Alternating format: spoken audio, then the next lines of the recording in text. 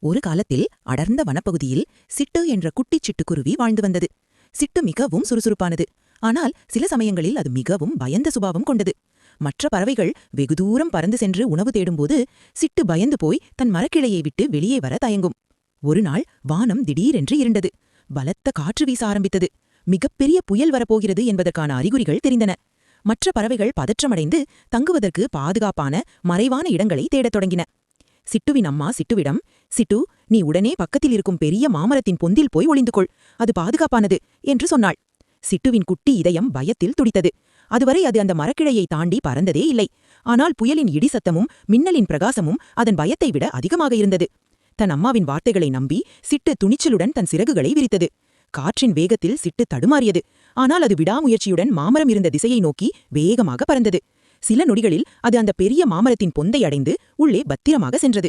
புயல் கடுமையாக வீசியது. இடி இடித்தது, மழை கொட்டியது, மரங்கள் அசைந்தன. பொந்துக்குள்ளிருந்த சிட்டுக்கு மிகவும் பயமாக இருந்தது. ஆனால் அது பாதுகாப்பாக இருந்தது. புயல் ஓய்ந்த பிறகு சிட்டு வெளியே வந்து பார்த்தது. பயந்து நடுங்கிய மற்ற பறவைகளும் மாமரத்தின் பொந்துக்கு பக்கத்தில் வந்து சிட்டை பார்த்து ஆச்சரியப்பட்டன. சிட்டுவின் அம்மா வந்து, "நீ மிகவும் தைரியமானவள் சிட்டு. உன்னுடைய பயத்தை போக்கி நீ சரியான நேரத்தில் செயல்பட்டாய். உன்னுடைய தைரியம்தான் உன்னை இன்று காப்பாற்றியது" என்று சிட்டை அணைத்துக் கொண்டாள். அந்த நாள் முதல் சிட்டு பயந்து நடுங்குவதை நிறுத்திக் கொண்டது. பெரிய உலகத்தைப் பற்றி தெரிந்து கொள்ள அது இப்போது ஆர்வத்துடன் ஒவ்வொரு நாளும் வெகு தூரம் பறக்க ஆரம்பித்தது. நீதி, தைரியம்தான் நம்மை ஆபத்தான சூழ்நிலைகளிலிருந்து காப்பாற்றும்.